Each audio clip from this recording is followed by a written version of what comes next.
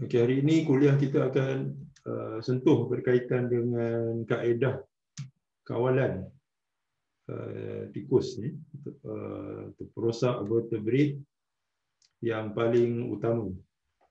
Kita dah bincang dalam kuliah dan juga dalam amali pada minggu lepas.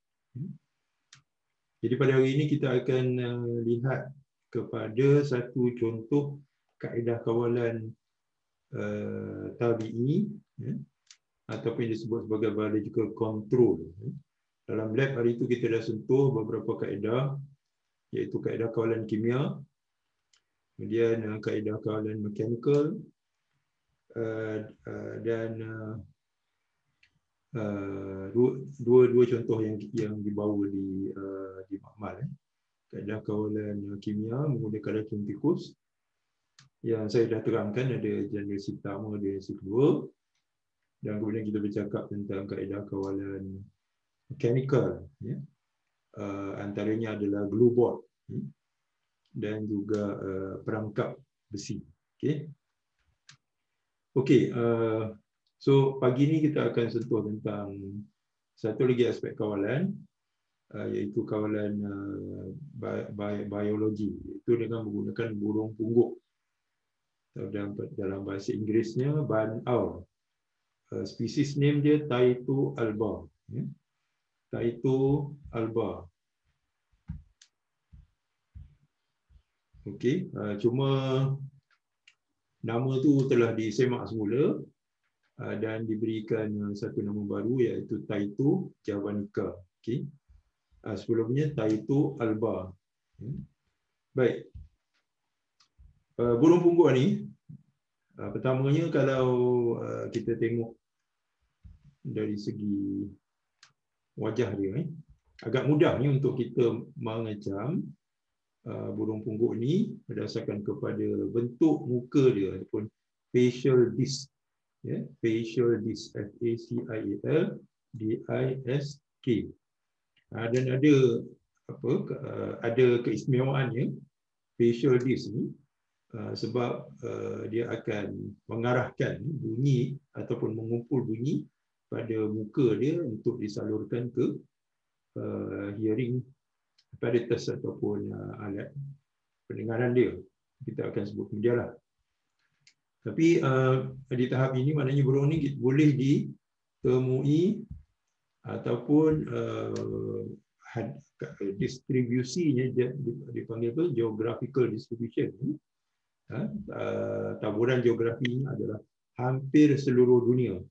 Kalau kita tengok dalam peta, warna hijau tu, itu semua adalah tempat-tempat di mana kewujudan Taito alba, sebab dekat apa ni, Southeast Asia, sebahagian daripadanya kita yang kita ada tu adalah subspecies Taito alba javanica, tapi kemudian sudah di-upgrade menjadi spesies yang tersendiri. Tapi dari segi taburan burung pungguk jelapang, barn owl ni dia hampir seluruh dunia, kecuali di beberapa pulau yang terpencil di Lautan Pasifik, dan juga kalau kita tengok tu di bahagian Asia Tengah, dan juga di Greenland. Jadi burung ini hampir wujud dalam semua persekitaran, dalam semua habitat, dalam semua iklim, kecuali tempat yang paling tandus, barren, dan sangat sejuk, extremely cold region, khususnya di kutub utara dan kutub selatan. Kita tengok dekat bawah tu, itu Antartika, kutub selatan juga tidak merekodkan kehadiran burung ini. Jadi poin yang dekat sini ialah burung ini ada di seluruh dunia, dan istilahnya adalah cosmopolitan. Cosmopolitan itu maksudnya boleh ditemui di seluruh dunia, macam kita dah bincang pasal lipas Jerman dan lipas Amerika baru-baru ini. Baik.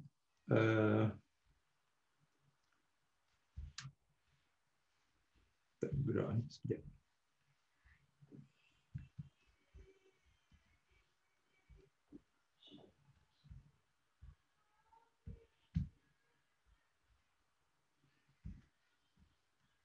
Okey.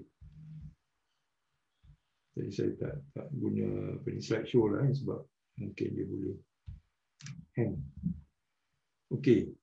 Seperti yang saya katakan, dia wujud dalam semua iklim, semua habitat, dan sudah tentu dalam habitat pertanian. Iaitu kalau di negara kita ada kelapa sawit, padi, juga jagung. Jagung ni ada juga di negara-negara lain macam India, Afrika, dan sugarcane, tebu, terutama di Australia. Jadi burung ini memang hidup dalam habitat pertanian. Sebab apa? Sebab bekalan makanan dia ada di sana, iaitu tikus. Untuk makluman awal, burung ini memang makanannya 99% tikus. Dan bagaimana kita mengetahuinya nanti saya akan terangkan. Okey. Jadi kalau kita tengok dalam gambar ni, mungkin saya tunjuk slideshow lebih jelas. Okey. Nampak dekat situ burung ni sedang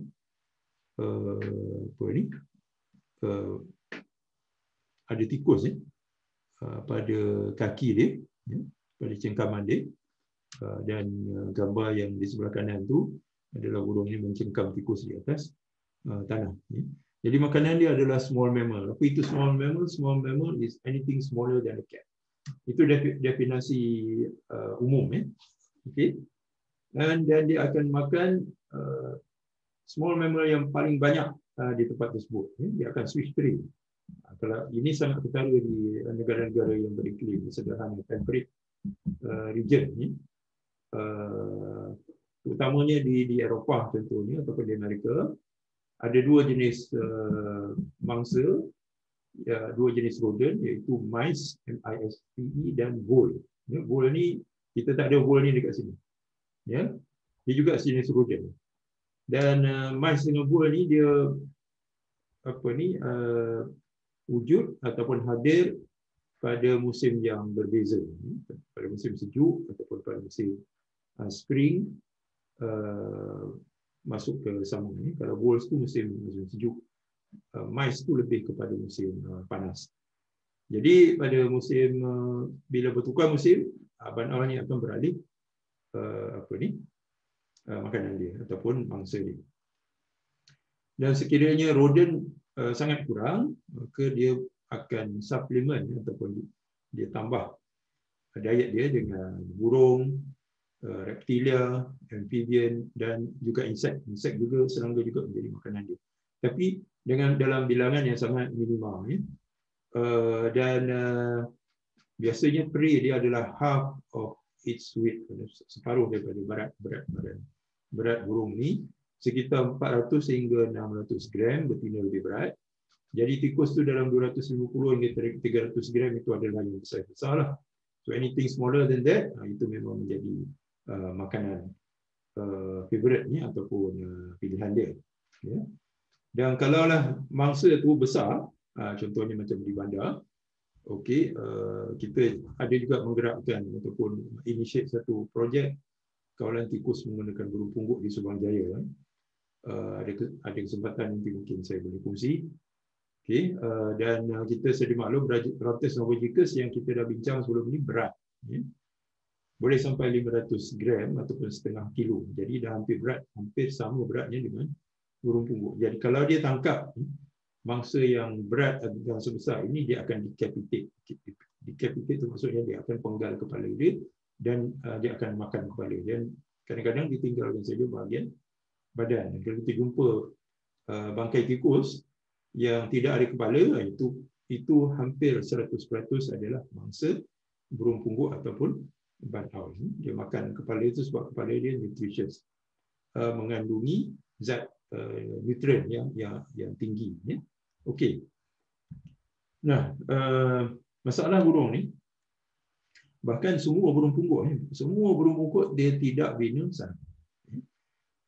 Kalau dia tak punya sarang, bagaimana dia membiak? Okey, dia akan menggunakan tempat-tempat sedia ada macam lubang, cavity, hole lubang dalam pokok. Pokok mati contohnya, tunggul pokok yang mati ada lubang dalam tu dan dia akan bersarang ke situ.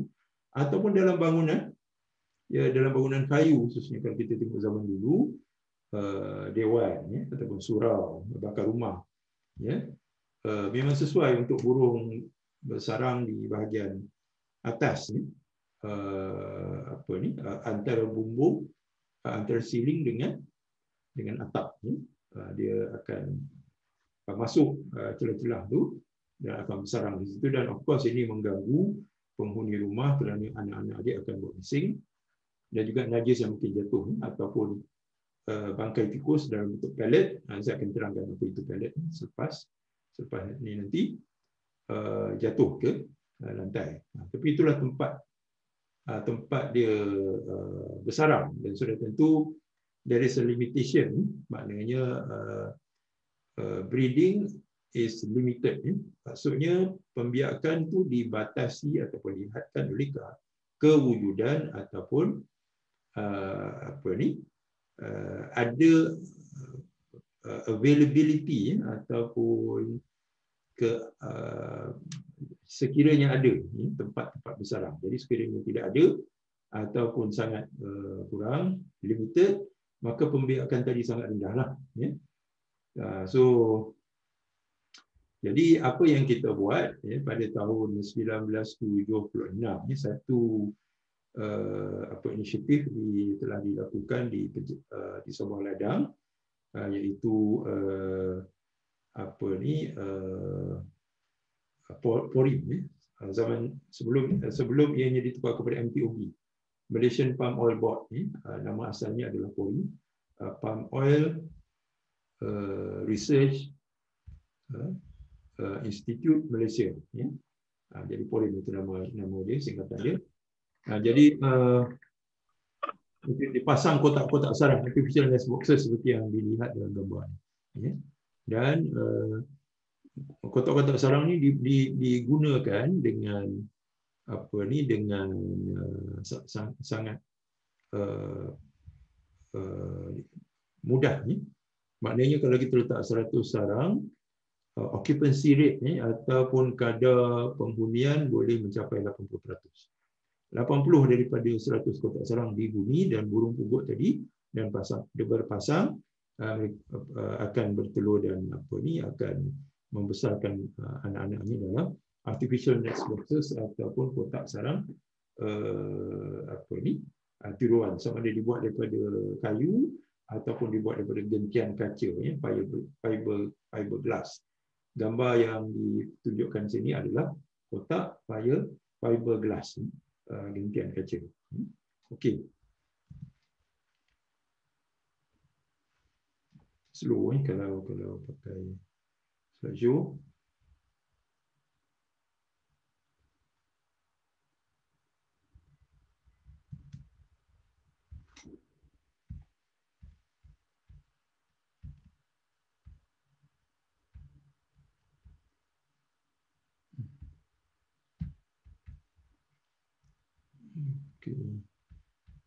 Baik, mari kita di sini. Okey, jadi ini binaan kotak sarang tadi, dan antara fakta yang nak dijelaskan kat sini adalah walaupun kotak sarang dibuat daripada gentian kaca atau fiberglass adalah durable ataupun tahan lama, boleh bertahan sehingga 10 tahun. Tetapi dianya tidak kurang digemari berbanding dengan kotak sarang daripada kayu, dan disebabkan oleh mungkin suhu, perbezaan suhu yang lebih tinggi, less tolerated by the owl, dan walaupun ianya tidak memerlukan maintenance dan regular inspection, tapi kotak ini perlu juga diperiksa dari masa ke semasa, sebab kadang-kadang air bertakung dan juga kadang-kadang dia menjadi uzur dan perlu diganti. Okey. Now, kalau kita tengok graf ni, penggunaan racun tikus. Penggunaan racun tikus. Jadi, a study was conducted. Ini pada tahun awal 80-an.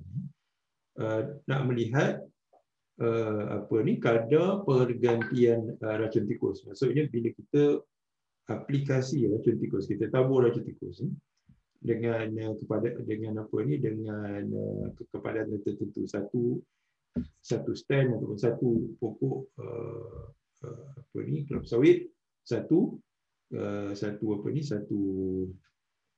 pellet ataupun sebutir racun tikus. Dan mana-mana racun tikus yang tak ada, kita andaikan ia jadi makan oleh tikus, maka dia diganti. Ya. Jadi kita lihat dalam graf ni, ya, bilangan butiran rodenticid ataupun racun tikus yang diganti. Daripada peringkat awal 120. Ya.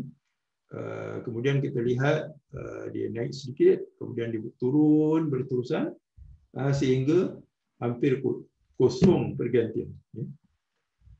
Maksudnya apa? Maksudnya racun tadi, butir racun tadi yang perlu diganti menjadi sangat kurang, sehingga hampir tidak perlu diganti. Kerana apa? Tikus tadi sudah dimakan oleh burung pungguk. Jadi dia tak makan racun itu sebab sudah menjadi mangsa perburuan burung pungguk. See how effective this method, sebab dia memakan tikus dan ini mengurangkan penggunaan racun walaupun ada masalah lain. Itu kita boleh lihat kemudian. Okey, itu graf ni adalah sangat signifikan untuk menunjukkan kesan burung pungguk. Okey. Now, kita terlibat dalam proses untuk memindahkan burung. Contohnya macam ke Lahad Datu dan juga kesandakan. Sebab di Borneo, for some reason, burung ni tak ada. Walaupun ada hampir di keseluruhan kepulauan Asia Tenggara, tapi di Kepulauan Borneo, Sabah, Sarawak dan juga Kalimantan, burung ni tak ada. So, kita pindahkan, dipanggil translocation, the process of translocating the bird. So, untuk translocate ni, maksudnya kita kena hantar bilangan betina dan jantan yang sama banyaknya. Jadi perlu ada pengencaman. So, dan kebanyakan haiwan dia mempamerkan dimorphism, dimorphism, dimorphism. Mana ada perbezaan morfologi antara jantan dan betina. Sebahagian daripada haiwan perbezaan ini sangat ketara. Contohnya ayam betina dan ayam jantan. Kita memang boleh bezakan. Tanpa perlu meneliti, sebab jantan lebih cerah dengan bulu dengan balung dia, dengan ekor dia yang lebih berwarna-warni,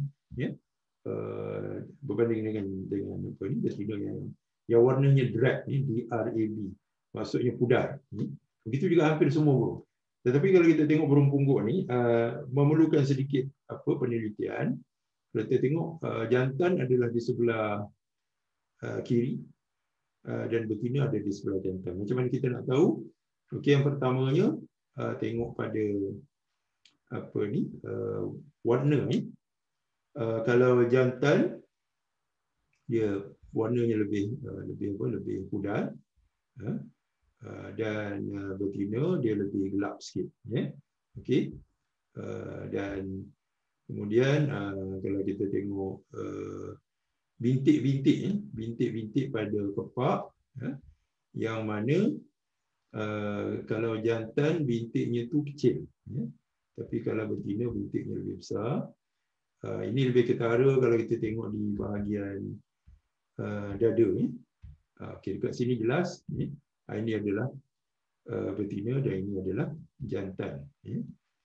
So dengan pengencaman seperti ini yang hampir 95% tepat.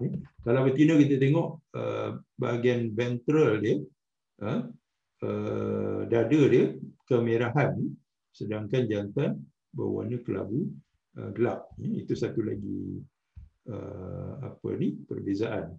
Jadi dalam gambar ni kita dapat bezakan yang sebelah kanan ni adalah burung betina, kerana dia mempunyai kita panggil freckles ataupun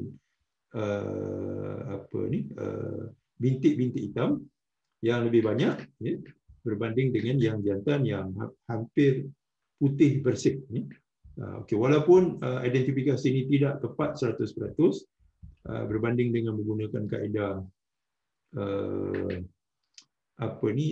biomolekular, ya, menggunakan kaedah pengecaman DNA untuk bezakan jantan dan betina. Tapi itu memerlukan satu prosedur dan kos, ya, dan senang untuk dibezakan begini, ya, sebab ketepatannya lebih daripada 95%.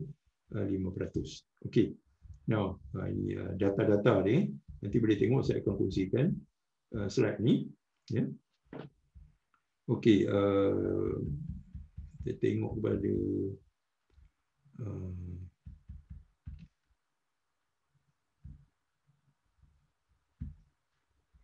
baik. Nah, kalau kita tengok gambar ni, ya, kedua anak ni peringkat dia berbeza. Ada yang besar, ada yang kecil, dan ada telur yang belum menetas. Now, there is a survival value for this. Kerana apa? Kerana saiz outlet ataupun anak burung pungguk ni sangat penting. Dia bukan pada burung pungguk saja, tapi pada semua jenis burung pungguk, ya, iaitu anak dia tak menetas serentak. Ya. Berbeza dengan telur ayam, dia akan menetas sampai serentak. Dalam sehari ataupun 2 hari, semua telur tadi akan menetas dan kita tengok anak ayam tadi sebagai.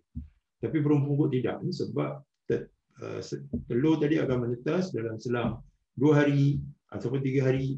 Jadi kita akan lihat perbezaan saiz yang sangat ketara daripada burung yang pertama, yang menetas yang pertama dengan yang menetas yang terakhir.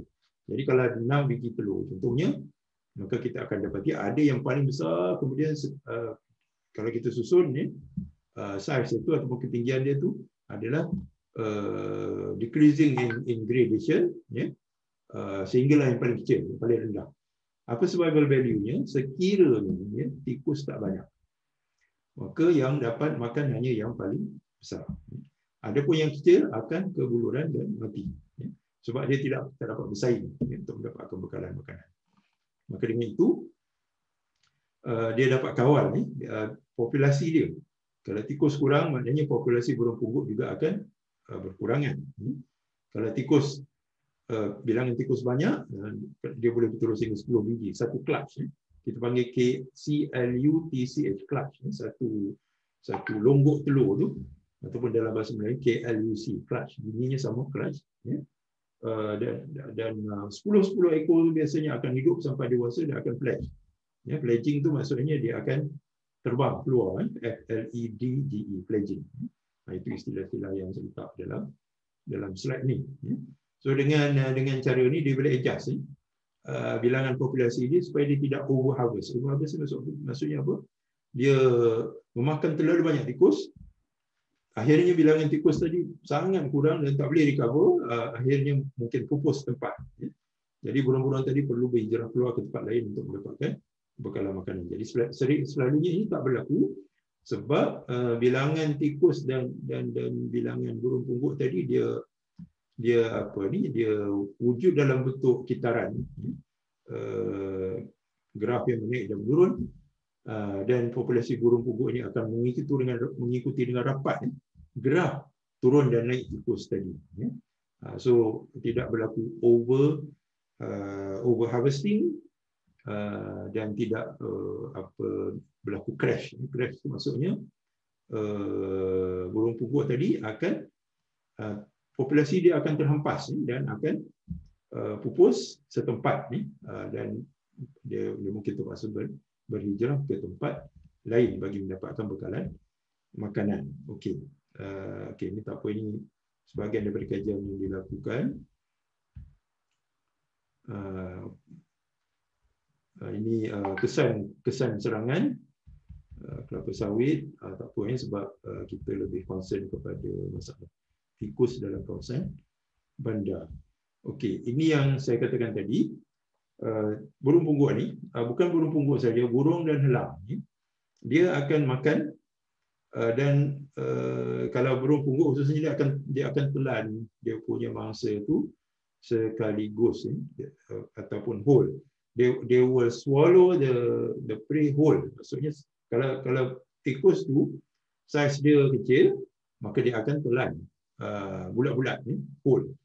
Dan dia akan hadam bahagian daging, the tissue daging tu, dan tulang seterbulu tadi akan dikumpulkan dan dibentuk dalam bentuk pellet ataupun casting seperti dalam gambar ni, dan dia akan luahkan, dimuntahkan.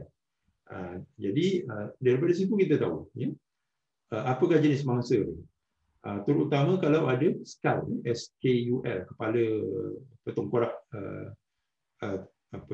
mangsa tadi, seperti tikus, burung ke, katak ke, ataupun tupai. Dan daripada situ kita tahu 99%, 98 ataupun 99%, kita kutip 1000, lebih daripada 1000 pellet ataupun casting ni, dan kita huraikan dan didapati 99 ataupun 90% baik di sawah padi ataupun di ladang kelapa sawit, mangsa dia adalah terdiri daripada tikus.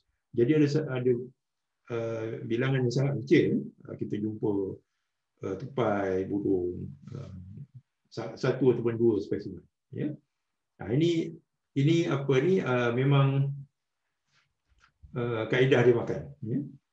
Dan dekat situ yang pertama kita boleh anggarkan makanan ataupun the rate of feeding ni, sebab dalam satu kotak kadang-kadang ada 10 casting ataupun pellet, sama ada dalam kotak ataupun di luarnya, di bawah kita kena cari. Dan kadang-kadang pellet tu terhurai dengan sendirinya disebabkan oleh basah, kena hujan, dan dia terhurai dengan sendirinya, dan kita akan lihat tulang-tulang tikus tadi berserakan di lapangan di sekeliling kotak ni. So itu tabiat ni. Kalau tikus terlalu besar, dia akan decapitate, dia akan makan kepala dia, kemudian dia akan disembowel. Disembowel itu maksudnya dia akan makan isi dalaman, sama ada intestine, hati, jantung ni, dia akan tarik keluar dan dia akan makan. Highly nutritious, mengandungi nutrien yang tinggi. Jadi kadang-kadang kalau kita nampak bangkai tikus tu tinggal sarungnya saja, sebab dalamannya sudah dimakan oleh tikus. Ini contoh pellet ataupun our casting. Nanti tengok beberapa kajian yang kita buat ni, termasuk satu final year project Aizaida 2005, dia mengutip 300 pellet ni dekat peluang, dan 98.1% adalah tikus. Apatah lagi kajian-kajian yang lebih besar yang dilakukan oleh Lantern, Small, 1980, 88, 90, di mana komposisi tikus pada mangsa adalah lebih daripada 98 ataupun 94%. So that's how effective ataupun rat is a favorite prey because of its high density ataupun availability in the habitat. Okey, kita lihat keistimewaan burung ini. Kalau kita perhatikan, yang pertama, dia mempunyai bulu yang sangat halus. Jadi bila dia terbang, dan bila dia terbang, sayap dia tidak akan create turbulence. Turbulence maksudnya apa? Angin. Angin yang bergulung-gulung macam ombak. Itu namanya turbulence. Jadi kurang turbulence. Kalau turbulence tinggi, maka mangsa akan perasan, sebab daun ataupun rumput ataupun lalang akan bergerak dengan banyak ruffling begitu. So tikus ataupun mangsa tadi dapat mengesan kehadiran burung tadi. Tapi dia terbang dengan keadaan yang sangat senyap because of the turbulence, almost no turbulence ataupun little turbulence. Jadi mangsa tak perasan, dan dia akan terkam mangsa tadi. Dia cuma glide effortlessly tanpa mengibas sayap dia, because of the soft plumage. Yang keduanya adalah dia mempunyai ratio ataupun nisbah sayap yang lebih panjang daripada panjang tubuh. So in that case, you can glide effortlessly. Berbanding dengan burung, yang nisbah sayap dia adalah lebih kecil berbanding dengan panjang tubuh. Dan itu dia kena flap vigorously, dia kena mengibas sayap dia dengan laju untuk gather speed dan juga height untuk untuk kelajuan dan juga height ataupun ketinggian. Tapi ini tidak perlu dilakukan oleh burung pungguk. Itu satu ciri fizikal kelebihan burung ini. Okey, seterusnya kita tengok ini satu lagi keunikan burung ini, sebab dia tidak boleh melihat dalam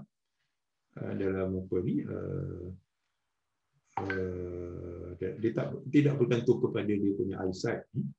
Sebab burung ini ada kemampuan untuk melihat dalam gelap, tapi tidak begitu reliable, sebab visibility tak jauh, dan juga dia hanya boleh mengesan warna hitam dan putih ataupun shades between black and white, hitam, kelabu dan putih.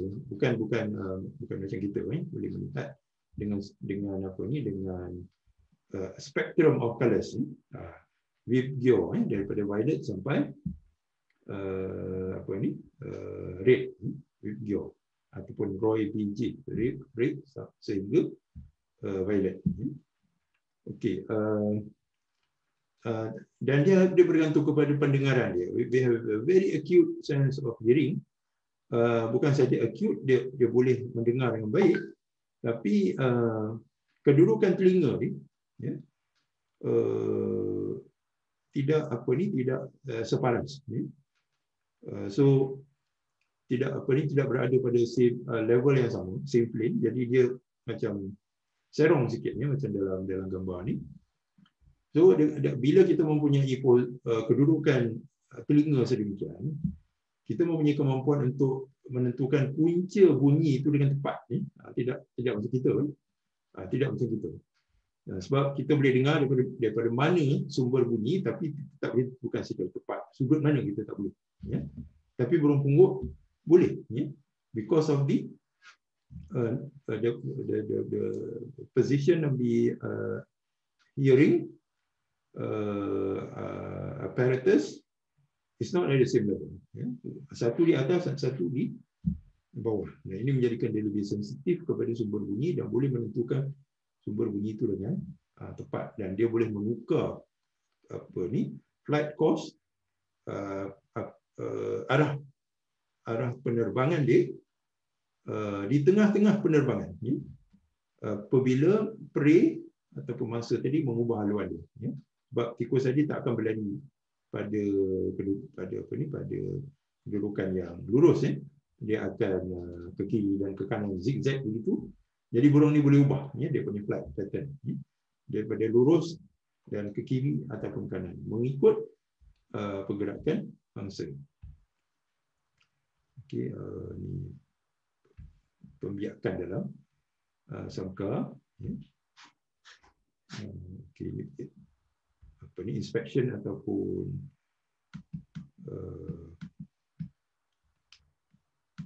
pemeriksaan yang dilakukan. Okey, now saya nak tunjukkan satu eksperimen atau satu kajian yang dilakukan. Kita tengok dekat sini dalam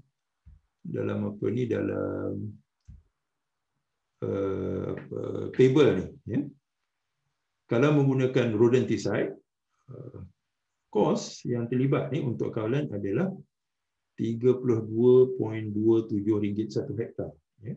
This is a very conservative estimate lah. Sebab kos racun tikus pun sudah meningkat. Ini sensus ni dibuat 3 atau 4 tahun yang lalu. Dan bila kita biarkan burung pungguk, untuk tahun yang pertama, jadi kita tengok ada reduction ataupun pengurangan kos kawalan, iaitu daripada 32 jatuh kepada RM28 ataupun pengurangan sebanyak 9%. Tapi bila masuk tahun yang kedua, kos kawalan dengan menggunakan rodenticide tadi mengurang sehingga RM8 dan kita menjimat penjimatan sebanyak 75%. Jadi ada perbezaan yang ketara antara tahun yang pertama dan tahun kedua. Tahun yang pertama burung belum membiak lagi, dia masih lagi establish, memilih kotak sarang dan sebagainya. Tapi tahun kedua dia dah mula membiak dan anak-anak burung tadi sudah flash. Sudah terbang meninggalkan sarang dan sudah memburu dengan kapasiti sendiri. Jadi sebab itu kita tengok pengurangan yang sangat drastis. Jadi dua rat baiting campaigns, kempen mengumpan ataupun kempen aplikasi racun tikus ni ada 2 kali setahun. Jadi dia menghasilkan kerosakan kepada FFB yang paling rendah. FFB ni fresh fruit bunch, satu tandan burung kelapa sawit tadi. Jadi berapa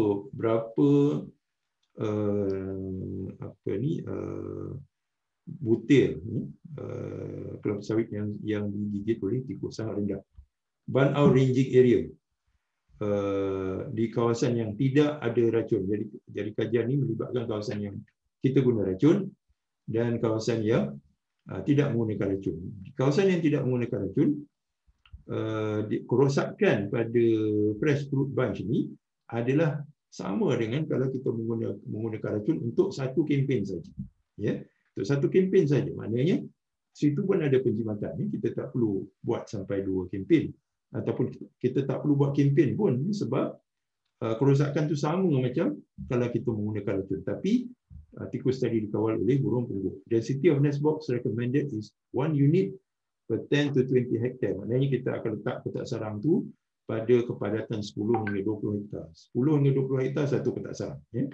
Dan ini adalah menyamai satu kempen menggunakan racun tikus atau satu baiting campaign ataupun kempen penggunaan racun tikus. Jadi a successful model of a holistic approach of IPM comprising of burnouts in combination with rodenticide. Jadi ini adalah satu kaedah pendekatan yang holistik, di mana kita mewujudkan satu model IPM. IPM ni Integrated Pest Management, pengurusan perosak bersepadu, yang mana kita menggabungkan penggunaan burung pungguk dengan rodenticide, tapi daripada generasi pertama. Berlaku secondary poisoning yang kita sebut dalam amal itu, tapi saya akan ulang dalam kelas amali nanti. Apakah kesan racun kepada hidupan liar, terutama burung pungguk. Dan ini antara cabaran yang kita akan hadapi dan kita hadapi sekarang. Cuma nak maklumkan, PKP akan dilaksanakan bermula 6 Mei hingga 17 Mei sampai lepas Hari Raya. Jadi surat perkeliling pun sudah dikeluarkan. Jadi amali juga akan dilakukan secara online, tidak akan dilakukan secara face to face seperti yang kita lakukan pada beberapa minggu lepas. Disebabkan arahan PKP yang dikeluarkan oleh pihak kerajaan. Jadi itu saja yang saya nak sampaikan dalam kuliah pagi ini. Kalau para pelajar ada soalan, mungkin boleh kemukakan. Ya, silakan.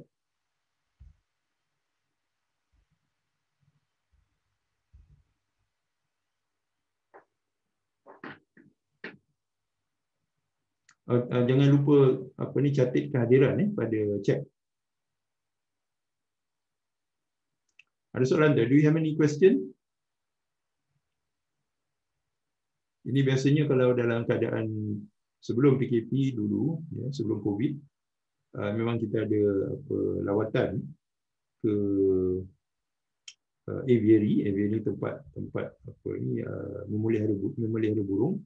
Dulu kita ada beberapa ekor burung pungguk untuk display dan juga untuk research. Tapi sekarang burung-burung itu semua sudah tak ada. Dan kita juga pergi ke Subang Jaya untuk melihat program melepaskan burung pungguk bagi kawalan tikus di kawasan bandar. Tapi sekarang ni mungkin agak sukar. Kita sudah tangguhkan perancangan untuk melepaskan 6 pasang burung sejak tahun lepas lagi. Tapi disebabkan PKP yang berlanjutan dan berterusan begini, ianya ditangguhkan indefinitely dan kita tak tahu bila projek itu boleh disambung semula. Okay, any question? Kelas? Tak ada soalan, Doktor. Tak ada soalan Kalau tak ada soalan, kita boleh tangguhkan kuliah kita pada hari ini, dan nanti saya akan letakkan bahan-bahan PowerPoint dan juga recording pada pada kuliah ini. Dan juga recording pada amali yang lepas saya belum letak lagi, jadi mohon maaf kepada student yang mengikutinya secara online. Saya akan letakkan sebutan-sebutan itu dalam Putra Blast. Jadi kalau tak ada lagi, kita berpisah di sini, bersurai. Wabillahi taufiq wa hidayah. Assalamualaikum warahmatullahi wabarakatuh.